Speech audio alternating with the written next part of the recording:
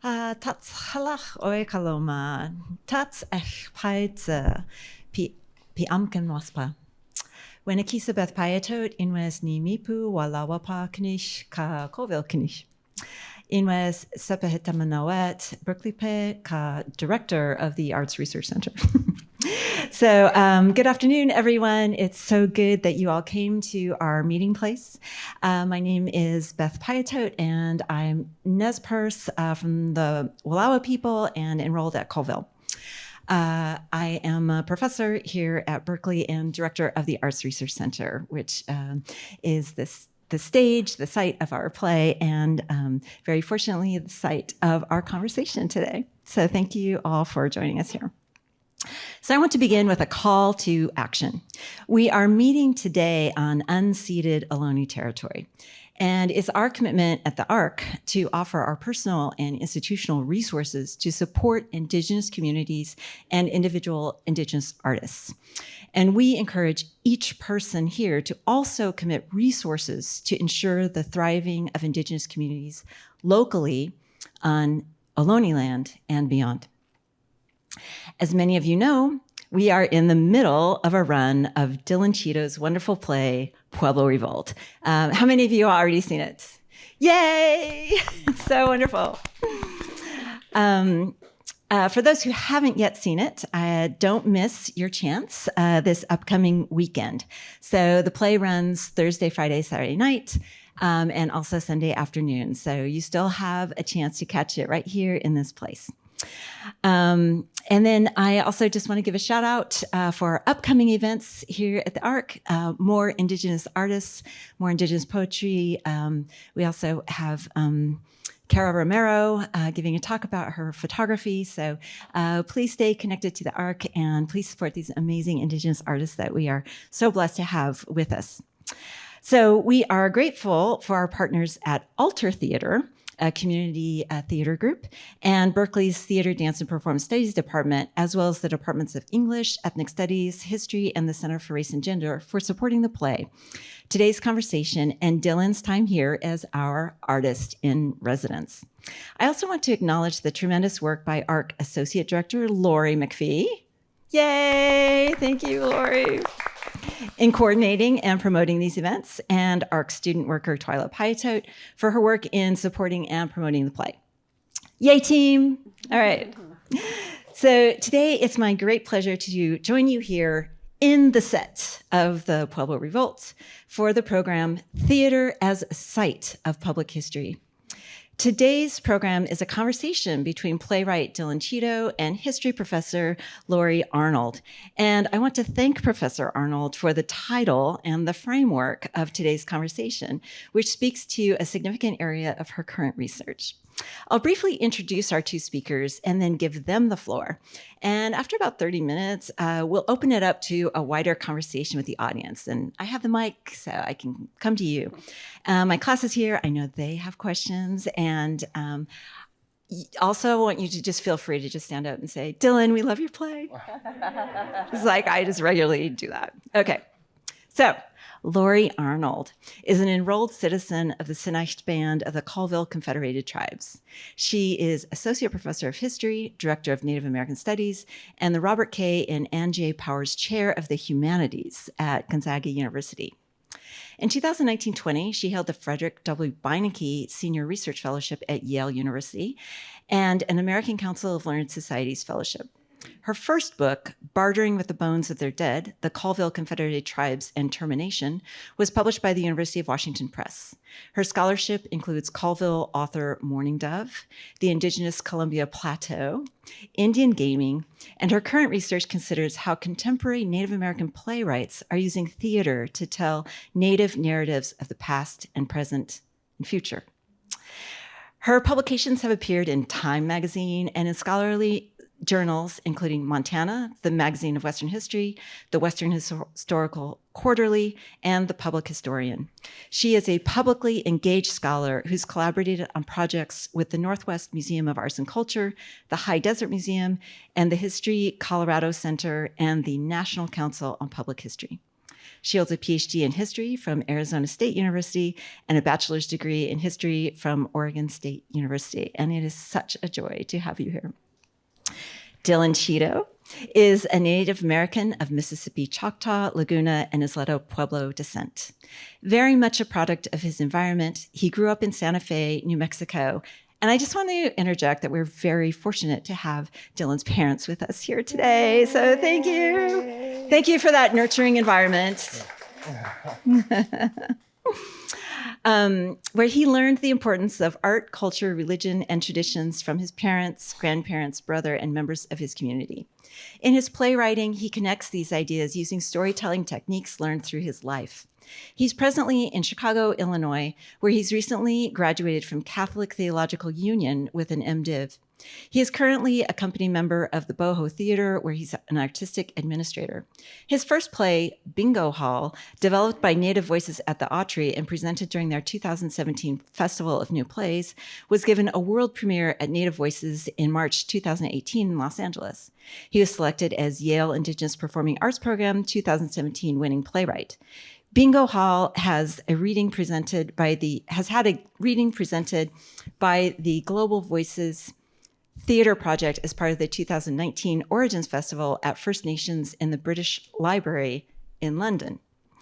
So Dylan is worldwide, is the global. He was also featured in the 2019 Adaptation Festival at Theater Above the Law in Chicago, Illinois. Dylan is the current artist in residence here at UC Berkeley. So I'm going to get out of the stage now and invite Lori to start our conversation by giving us a lay of the land. Can you tell us a bit about your research and what you see happening in Native theater in terms of animating Indigenous histories? Great. Thank you so much.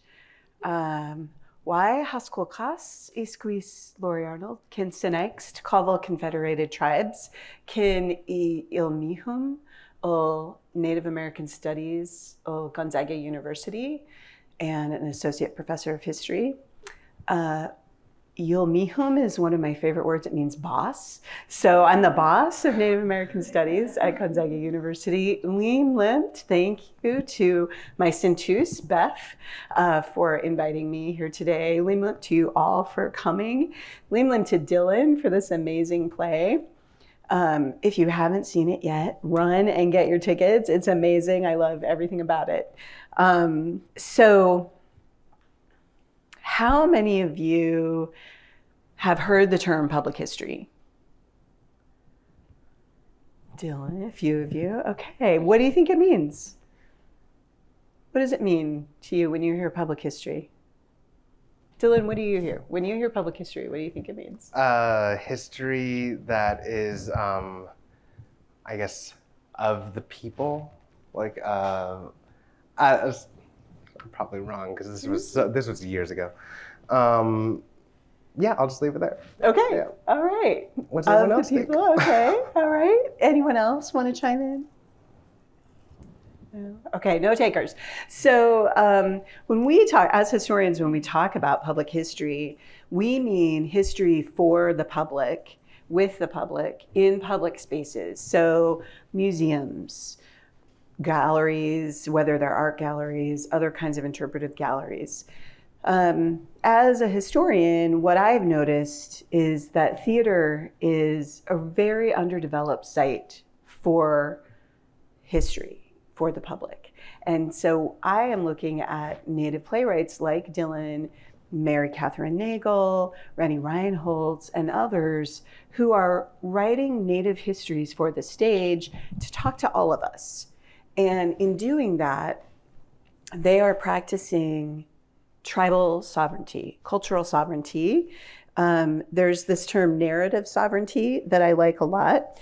And that term narrative sovereignty is Native people telling our own stories. So getting to engage with the practice of sovereignty instead of leaving sovereignty as something that only tribal leaders can do or only tribes can do. All of us as Native and Indigenous people have the right and the responsibility to practice this sovereignty. So when I think about public history and Native playwrights, that's the framework that I'm looking at it. And what I love about Pueblo Revolt and the other place that I'm seeing is how vibrantly that sovereignty is being represented on stage, because Native people are telling our own stories in ways that are meaningful to us. And people unfamiliar with our stories might still recognize those stories. We hope they do. But this is really an inside out perspective instead of an outside in. And so that's a lot of what I see Native playwrights doing as they write what I call history plays, although I have come to understand from playwrights that playwrights don't really like that term because it sounds like old-fashioned and outdated. As a person who likes the discipline of history, I like to think about history and plays. And so I wanted to add just one other note about this term narrative sovereignty. Filmmaker Tracy Rector describes narrative sovereignty as a form of land guardianship. And the way that she describes this is quote, indigenous storytelling links millennium of knowledge with current day action. And that's what I see Native playwrights doing. And what you'll observe or have already observed in this play in particular, it considers a moment in the past that many of you, if you learned about it in school, might have considered that as a settled moment. But we as Native people understand that we can step into time in these flexible ways, that we understand time as being more than linear, right? It has a circularity and an engagement and a life of its own. And so thinking about how this play discusses an event of the past as if it were still alive today, and the way it looks to the future, is a way that I am thinking about Native theater as a site of public history. Okay. Hi, I'm Dylan. No, Halito Guatziopa. I am Dylan. Dylan Chitto. Pueblo and Mississippi Choctaw. I'm here to riff with Lori. Really, I'm a comedic writer. That's the idea. So, I don't know what else to say, really. Let's talk about it. Let's talk about it. What do you want us to do next?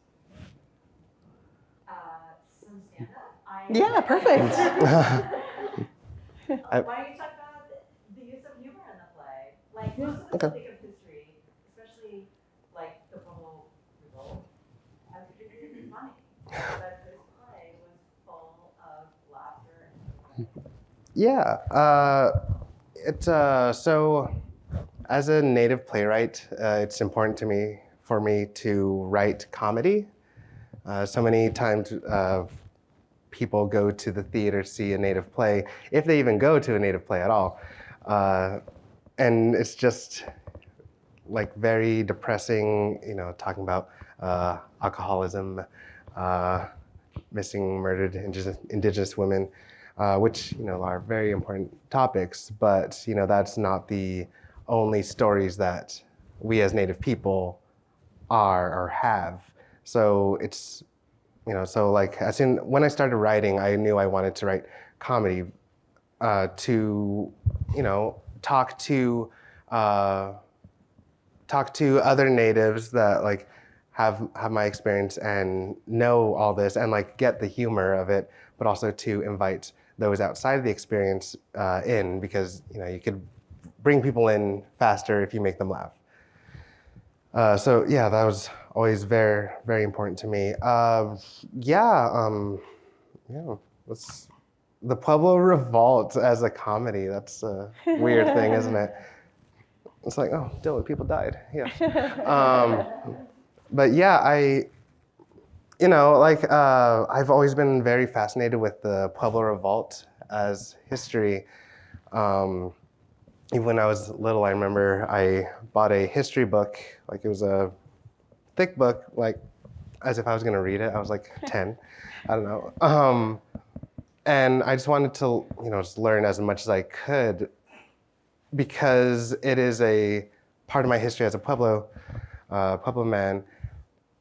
But also, I kept going back to the idea of, like, I write comedies. I can't write something where, all these people die and then, like, it ends depressing anyway, because, spoiler alert, New Mexico became a state. So I had to put the comedy in, to make these characters human, to make people care about them more, and to like get them, give them more dimension than just they're being victims of circumstance, I guess. Yeah, and I know. Do you find that a thing in your research, like using humor? Yeah, use of humor. Yeah. But one through line is the humanity. Yeah. Right. And so what I loved about Pueblo Revolt is the loving relationship between these brothers, which is fundamentally, it's a sibling relationship and a family relationship, right? And so all of these events, these local events, these global events are happening outside, but within that nexus, they're family and they're loving, but they're also teasing and a little critiquing and, why are you doing that? Why aren't you doing this? And that is, I think that is one of the functions of theater, is to bring the world into these spaces so that we can see ourselves on these stages. Yeah. And that's something that Native people just haven't been able to do on our own behalf enough. And so one of the things that I loved when I read the play before I saw it was just the joy that's on the page, right? I could tell how much joy you personally felt in creating these characters and giving them these vibrant lives that happened during a very troubled time, but that time doesn't define them. Yeah. Their life together, their family together, their own sense of self within their family, but also within their community, that defines them. And that humor and that love just comes through so beautifully. Oh, thank you. Yeah. Yeah. It's that's the big thing. I think I was saying this earlier, a lot of people that, if you don't study history, you look at past events and you can see them like, oh, that's how they acted different from us. They were totally different people, but that's just not true. They, like, everybody, had humor. We all joked back then. Like, there was crushes and stuff. It's still very, very much today's how we are today, I guess is the easier way to say that. It's fun to write that way. Jeez. So I think when I think about plays that use history, as a historian, I get very envious of what artists can do, because historians, we can only go so far, right? We can go as far as the sources take us, and then we can't cross the line. We can say, one could argue, ... but we can't say this conversation really happened, right? Without the evidence. As a human and as a Native person, I can completely imagine the conversations that the two brothers have happening. But you can enliven that, right? And bring it to us in ways that historians and scholarship, we just can't do that. But I know that you also did a lot of research as you wrote the play. Yeah. I looked into some. I bought a lot of history books. Some were a lot better than the others. One was written in like the 1940s or something, and it was very hard to get through. It was also the shortest, so I had to get through it because I did not want to keep reading it. But yeah, it was really interesting because a lot of those books were not written by Native people. Like there would be Native people like writing the foreword, but that's about it. So, I was learning the history of my people through a colonizer lens. And that was shocking to me. That like that's what I had to do because like there was nothing else that I could find. So yeah, it was, I don't know, it was very important to me to tell the story. Like when I started writing, I knew I wanted to write something about the Pueblo Revolt eventually, so I could contribute to that discussion.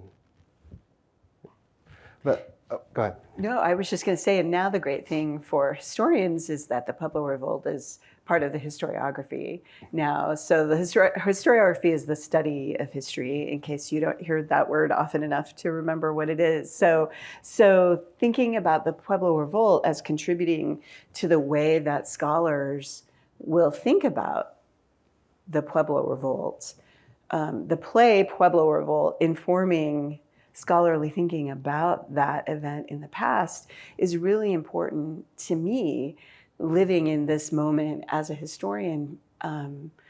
Mary Catherine Nagel's work has done the same thing in thinking about sovereignty and the way that she, in my opinion, attempts this reunification between the Ross and the Ridge family on stage, because that conflict is still unresolved within that community. And so now we as scholars and people in the world are able to say, this is a possibility, right? This is a historical possibility. This is a future possibility. And so I'm just really grateful that this work is in the world, sitting by those dusty old, interpretive historical texts. Thank you. Yeah, I part of it, as a gay man, I wanted to make one of the characters queer because, like you just don't see that. And with that meme where it's like, oh, these two men lived in a house, shared the same bed, walked down the sidewalk holding hands. They were best friends, I'm just like no, let's just say it. We all know. So I think that is important, and I love that idea. Like playwrights are able to like cross that line, because like it needs to be crossed sometimes. I think, yeah, to give life to history, so it's like so it stays a living thing. Yeah. Right. Yeah, I think we've all seen historical films or read historical novels or seen TV shows, and a lot of times historians can be like, oh, that's the wrong font. That teacup is wrong, or they wouldn't have used that word. And excuse me, it's so much more important to say, does it feel right? Does this feel like the life would have been, regardless of what the clay looked like? And sort of policing those details narrows our comprehension of the past. And it doesn't serve us, right? I mean, I guess if you're going on Jeopardy or something and you're able to say, oh, this is the right teacup for that era, then it's useful. But I think that it's really important that as we see this play, but also other Native plays that use the past as a way into the story, that we say, this is not a documentary. Yeah. right? So they're very well researched. The ones that I've seen and read are very well researched. They use that as a point in the work. It's not like as a point in their process, I mean. But they're not trying to write a scholarly monograph that's going to sit on a library shelf. They're writing something for you, right? For all of us that's going to live on stage. And that is where crossing that line becomes so important and so useful and enlivening. Yeah, and you said earlier, like us like as natives, we have we see the the timeline in a different way. Like we write engaging the past and the future. Like so when somebody was talking about this play, saying it looks into indigifuturism, and like it's it takes place in the past, so we would be their future, but also it's our future, like, and it's trying to balance all those and create and make sure that we are still here, I guess. Yeah, and like that our stories are being told, because if we do become just books on the shelf, then we lose our humanity. Right. Yes. Yeah. Yeah, that's right. That is the largest critique by Native people of history scholarship, is that it maroons us in the past. Yeah. Right? And the plays, this play, Pueblo Revolt, but other plays demonstrate the vibrant lives, and it's forward-looking. So, the epilogue that is saying, well, I could see the generations, I could see the next generations, and they were talking in a language that I didn't know, but I could understand them, right? That is a way to think about how our stories carry on and how our lives carry on, and how important it is that we participate in that. Because if we don't, then we are just letting people from the outside say, well, this is what that meant, right? Yeah. So somebody from the outside would look at the ropes, for example, and say, well, those are strange I wonder what purpose they served, right? But as a Pueblo person, you know that they represent something more, right? Oh yeah. Yeah, so if you look up these ropes, they in the actual historical event and in the play, runners were sent to each of the pueblos, and with each knot representing a day. So every day there'd be a knot untied. So once the rope was free, that was the sign to attack the Spanish. And so we made a conscious decision to put this up because whenever you see something about the Pueblo Revolt, there's always a rope. Each of the knots, or each of the ropes, represent one pueblo. So there's 19 ropes right now for the 19 modern pueblos in New Mexico right now. Oh yeah, then the other rope at the very end, I kind of made it, I sat around and did this, it was so much fun. I made it kind of reminiscent of a noose as a representation of the execution of a mass execution of medicine men that happened before the revolts, like a few years before. It's heavy decorations, but they're pretty, Yeah, they have I think these material culture contribute to the narrative in important ways, right? And they serve their own, they aren't only props, they're part of the storytelling and part of the dramaturgy. and I think that's something else that's so rich in Native plays is the opportunity for material culture to play a role in the storytelling, and whether that's music or art or fashion. The Skoden bag, right? Yeah. That's a great prop, and that is such a signifier for people who have become aware of that term and the show and the brand over the last year or 2 years. And so that really locates this as a story meaningful in the present, even though we understand that it's about the past. Yeah, for sure. It's funny.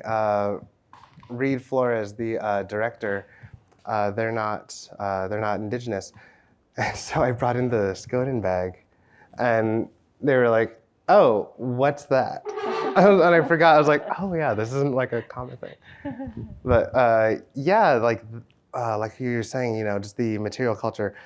There is one point in scene 3 when drums start playing, and it was important to me that they were there, but also that they have to be from the Pueblos, because if you just look up native drums on YouTube, you're gonna get a whole variety of weird things. Even there's one CD, it's like Pueblo drumming, and I'm like, I've never heard this kind of drumming before in my life. So like we did actually, I had a discussion with Reed saying like, okay, this is the kind of drumming I want. So we went on like a deep dive on YouTube trying to find one, and we ended up with a corn dance song. And it's very important that it's there, I guess, because it's an indication of liberation. Yeah, right? yeah, and like it's like if it's one of those things where I just need to ask, is anyone like connected to New Mexico, like Pueblo or anything? Anyone? Yeah. Yeah. So like a few people would know the difference between the drums. Like everyone else, we could put like probably like Lakota drums or something, and like no one would like bat an eyelash. But it's so important that it's like that we're telling our stories accurately and rooting them in where they're supposed to be, like in the place, in the time. So we had to have that the Pueblo, the specific drums. Yes. Yeah. And that's something that, Hollywood for so long controlled those sounds. And there's a great interview with it might have even been in a film about representation, about how, it was always like that da da da da da da da. And a Native man, and I wish that I could remember his name, I'm embarrassed that I can't, said, our drums sound like a heartbeat, right? So when we drum, that's what it represents. And Hollywood has created this, signifier war dance sound. That's not how we drum at all, right? And so again, like that Native perspective, that inside out perspective of storytelling enriches everyone. It doesn't only enrich Native people, it enriches everyone. Yeah, I guess. Oh, hi. I should have played the music that I was approaching. I know, yeah. I'm sorry, go ahead. Oh, no. Lost my train of thought. I love it though. I love it. Thank you. Thank you.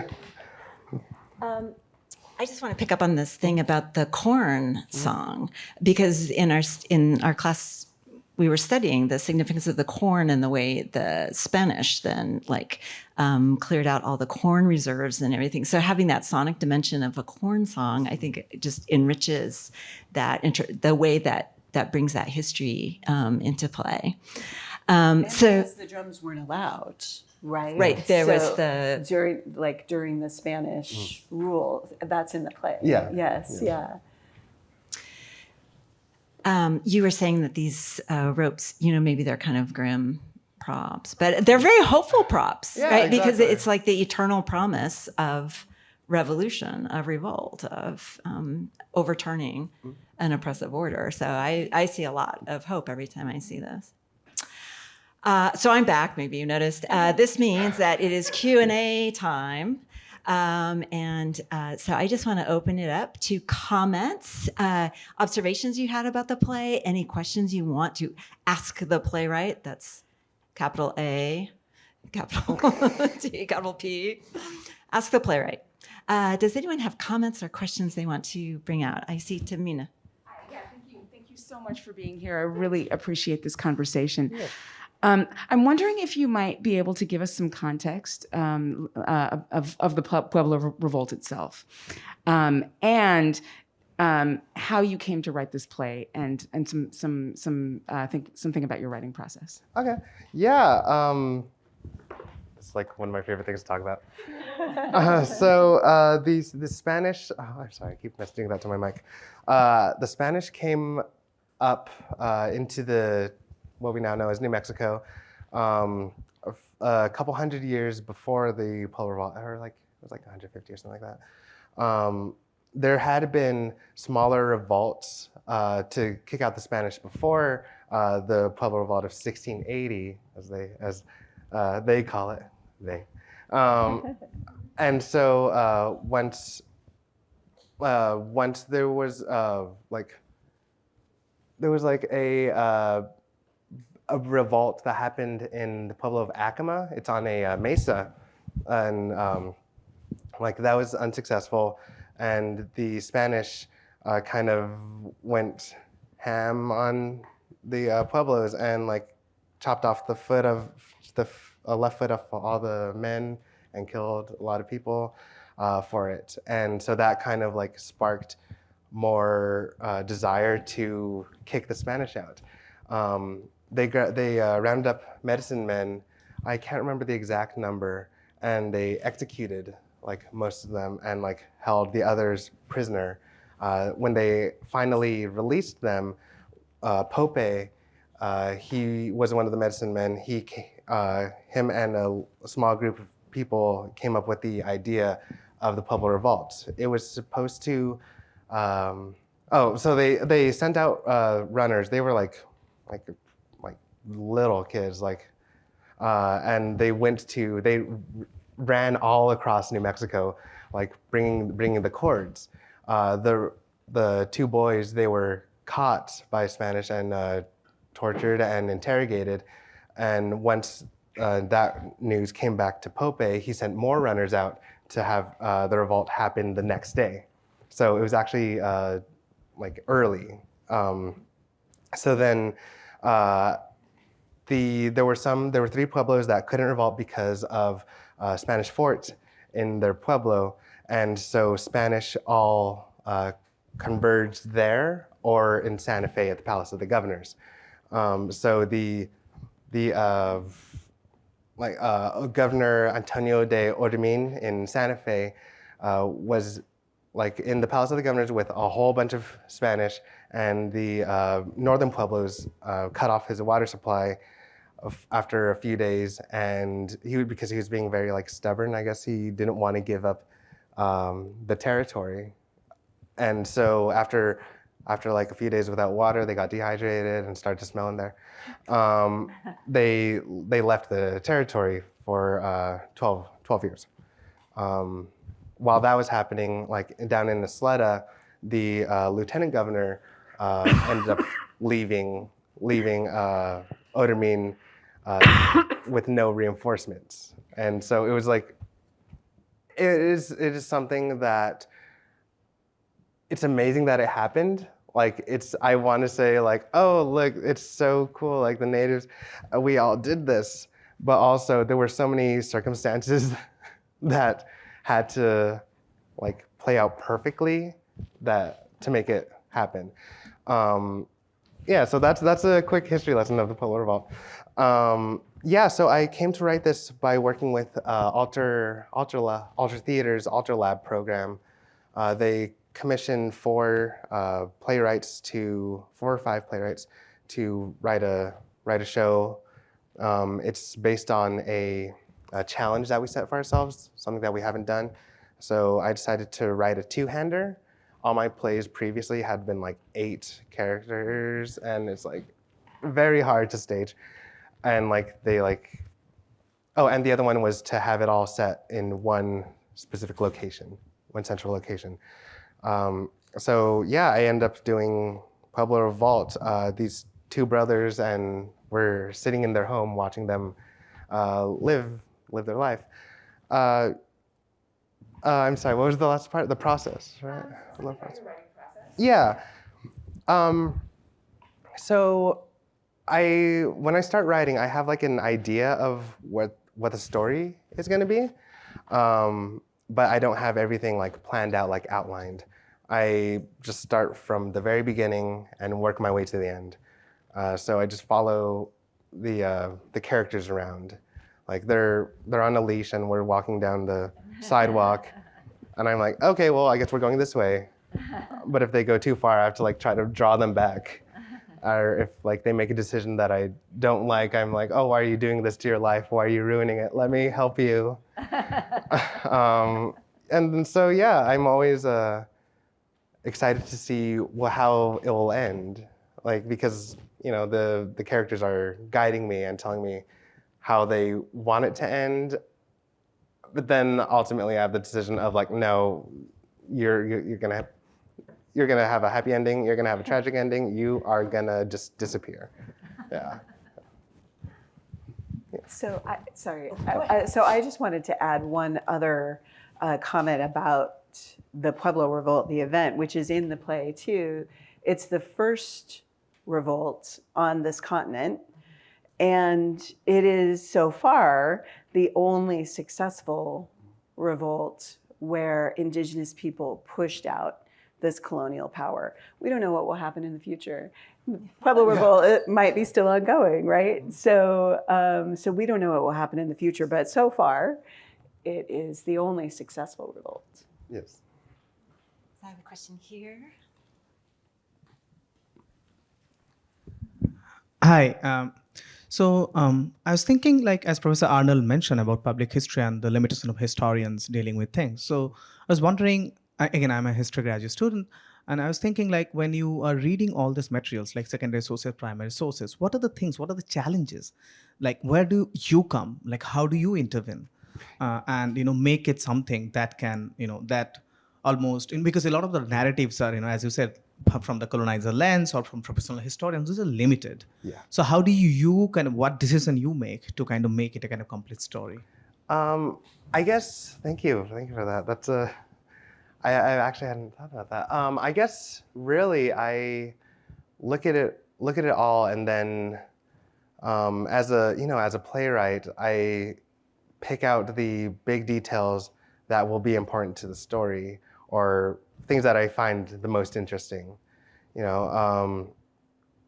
one thing that happened when the Spanish tried to take back New Mexico, is that the Pueblo of Sleta shot arrows over them as a loophole of saying, like, telling the northern Pueblos, like, oh, we attacked them. Then they could tell the Spanish, oh, we thought you were a raiding party. That's why we like released our arrows like over y'all to not kill you. So when I'm like reading the sources, I like find stories like that, and I highlight those. And I'm just like, okay, this is stupid. I love it. It's hilarious, and I just like make that decision to like include it. But it is a lot of just throwing stuff out.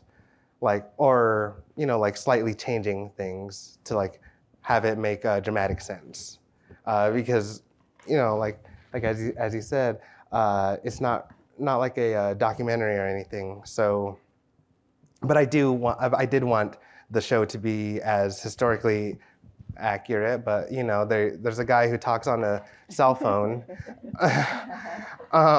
as possible. Thank you.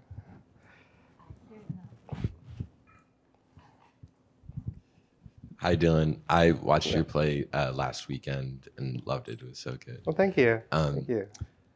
I have two questions. The first one is about the sort of like playfulness between the two characters.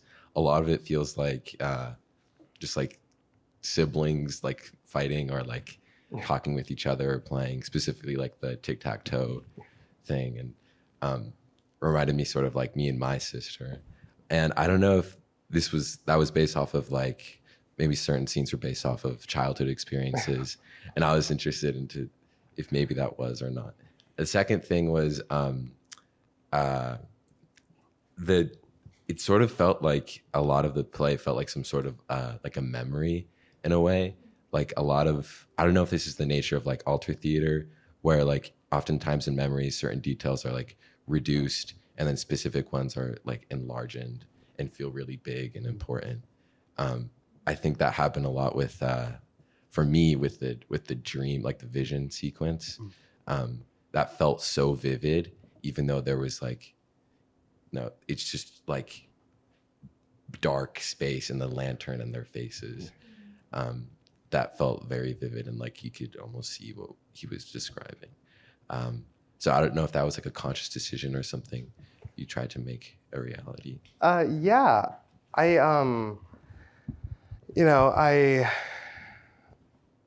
it's theater is, I always say it, theater is weird. But like, it's a place where you could just play with time, with space, within the storytelling, so you can, and also there's the whole like adage of show don't tell type of thing, where like that's in film, but also in plays you kind of need to also tell but not show. So yeah, I tried to make a conscious decision to like make it like kind of like ethereal memory play type. A lot of it was, bless you. For the revolt in scene 3, I had written that they were in darkness with 2 spotlights on them on opposite sides of the stage. But what Reed did with the lanterns, that was beautiful. Like, that's where theater's collaborative. So, I would never have thought about that. So how Reed directed them was fantastic. But yeah, that, and then the sibling relationship, I have an older brother. He is wandering the Castro right now, I just learned. He's a two-spirit, so he's living his best life. Yeah, and so we do have a pretty close relationship like that. One of the lines is like actually from the tic-tac-toe is something that like we've talked about before, like oh, why don't we play chess? I could beat you at chess, so that's why we don't play it. But yeah, like the relationship that the siblings have, I got a comment one time saying like they're not fighting like my brothers and I fight, but I made that decision like because like that's not everyone's experience, and also because it is a native play, I could like play with the idea of pre-colonial times where we don't know like how relationship like family dynamics actually played out there, but like we could these brothers are closer to pre-colonial times than we are, so like maybe there's like a sense memory there or something that's like coming into play. But then also I'm like, well, maybe that's what my brother and I have, that's our relationship, yeah. To answer your question, yes. But the brothers are also orphans. Yeah. And so one of the things that our class talked about was like the economy of love. like the way love functions and has a certain economy. So like having like blistering fights where you could like walk away and, or whatever, like you can't do that if if you're orphans and you need each other to survive. And so that's a luxury. Like that kind of fighting would be a luxury that's outside of the economy of the historical circumstance, I think, too. Oh yeah, for sure. So we had a question over here.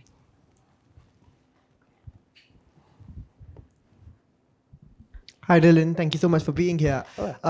My question was, how do you test out the humor in your play? How do you determine if something's funny to the audience as well, or if it's just funny to you at that moment? Oh, oh no. So for this play, I was very lucky to like be in a cohort. So I would bring in pages, and if people laughed, I would just like put a little check mark, and if people didn't laugh, I was just like, nope, not this one. Or like if there was something that I thought was funny, I would like keep it in there and be like, well, we'll see a different audience, because like after working with the same 4 people, they understand my humor, my strange humor, I will say. And see, that didn't get a laugh. And it is a lot of trial and error. I think I being as humble as possible, I think I'm generally pretty funny on the page. Like not Funny in real life. both. Well, thank you. Intentional. Thank you. That's my from my brother and my dad and myself riffing all the time. But yeah, I think I'm more funny on page just because like I have. See, this is another work. Theater's weird. Like I have studied like what makes things funny. Like I looked into like Neil Simon, like his plays, and like how he sets up a joke and lands it in the context of a play, because that's gonna be totally different than like a movie or like stand up. Yeah, so just a lot of experimentation really, and I am lucky that a lot like most of the jokes turn out to be funny. Yeah, thank you.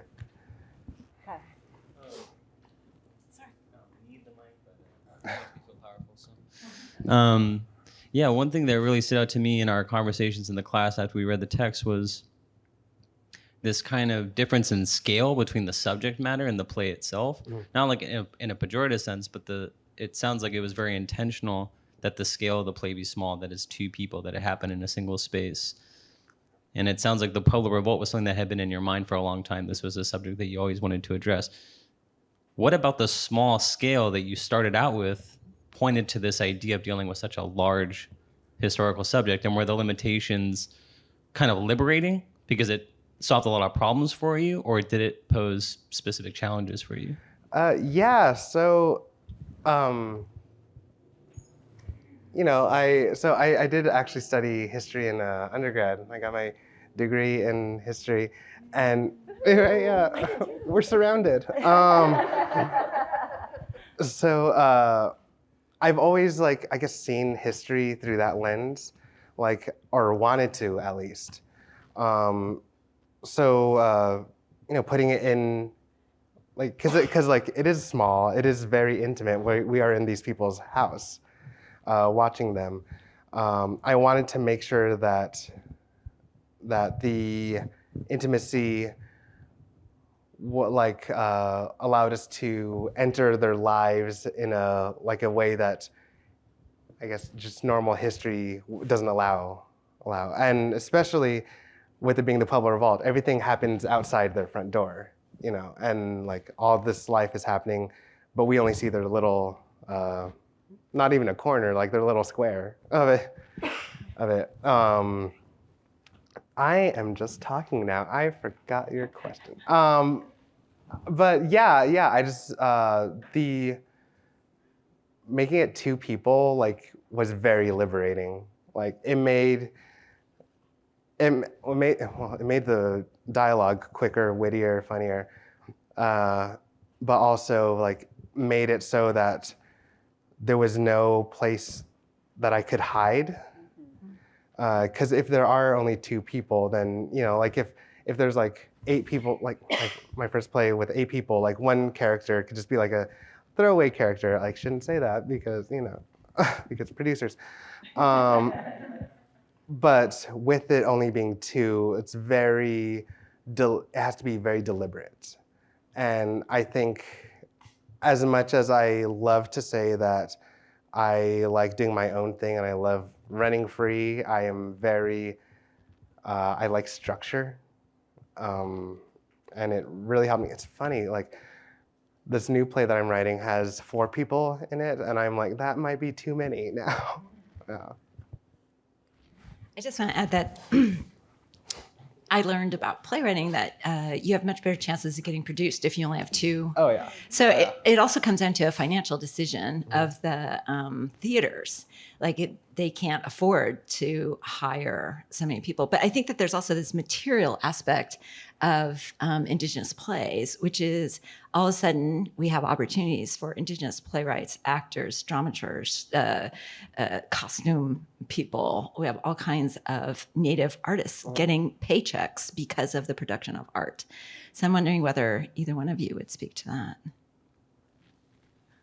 Oh, Go ahead. okay. Yeah, it's theater. Like I said, theater is collaborative, so it's great being able to work with other Native theater artists and like get these people paid. Right. Like but no, you. go ahead. So I'm, as a historian, I'm in this, I find myself once again in a liminal space. I kind of like liminal spaces, but I'm in a liminal space because I've never actually been backstage. I'm not an actor, I'm not a playwright. I've never been a director. And so I love theater and I consume theater. And so I am trying to balance my interest and my curiosity with not sounding foolish when I ask questions. I'm particularly interested in dramaturgy, it turns out, because I was having a couple of conversations with playwrights and I was asking a series of questions, and each of them said separately, those are dramaturgical questions. So let me put you in touch with my friend who's a dramaturg, who can answer those. But I think the crux of it is recognizing how many people are involved in theater making, in theater artistry, and understanding that it isn't only the playwright or the actors, but then there's the director and then there's the dramaturg. And what goes in, is it a production dramaturg? Is it a literary manager? How do these things come together? And all of the people that it takes to create a story in these public spaces for us, the audience, and the opportunity to have these stories, these spaces for Native people and all of the theater makers is amazing. And I think one of the other questions I think about, related to this question is, how do we navigate the challenge of theater as an elite space? Because it's inherently an elite space. The productions run for this period of time. And even if the price is a reasonable price, the ticket is $15 or it's $20. That's also relative. Like, what is reasonable? It's very different than a Broadway show, which is $150 or $250 or $300. But it happens. There is no flexible temporality to the length of a production because it's also a business. And so how do we make these plays and get these theater makers into more communities? How do we make them accessible? And that's something that everybody's just going to have to keep thinking about. That was advanced a little bit or changed a little bit during COVID, but rightly there are actors unions and writers unions and directors, all of these unions that we want to protect and respect. But that also puts us in conflict as people I live in Spokane, Washington. I'm here at the invitation and the grace of, my friend Beth. Maybe I could have come for this play, but maybe I couldn't have because it's a flight, it's another flight, it's a hotel, right? And so how do I balance that in terms of my home economy and what I need to do? And so I think that that's a question that as we both as creators and consumers are forward-looking, how do we contribute to making theater more accessible so that lots more people can get the joy from seeing it, but then also witness the joy that Dylan created, for example. So I think we have time for one more question. Is this okay? Maylin. Hi, Dylan. I want to compliment on the stage design because I was shocked actually when I entered this room and found it was such a small place and there isn't a stage. And this is actually the only play I've seen which doesn't have a stage. And I really like this intimacy between the actors and the audience. And it's very creative. And it feels very alive, as if it is a live event instead of a play, because we're so close to the actors. And I have one question about the plot. Yeah. I wonder why Fim never really talked to Guillermo. Yeah, well, thank you. Yeah, it's a beautiful, beautiful space. I owe all this to the director, Reed Flores. They had the vision, and it's beautifully executed. So Fim didn't talk to Guillermo, probably mostly because, we see in the very beginning, he's like practicing how to just say hi. So if he were to go up to Guillermo, who knows what he would have said or how it would have come out. I think Fim is just a little too scared for that. It gets too nervous.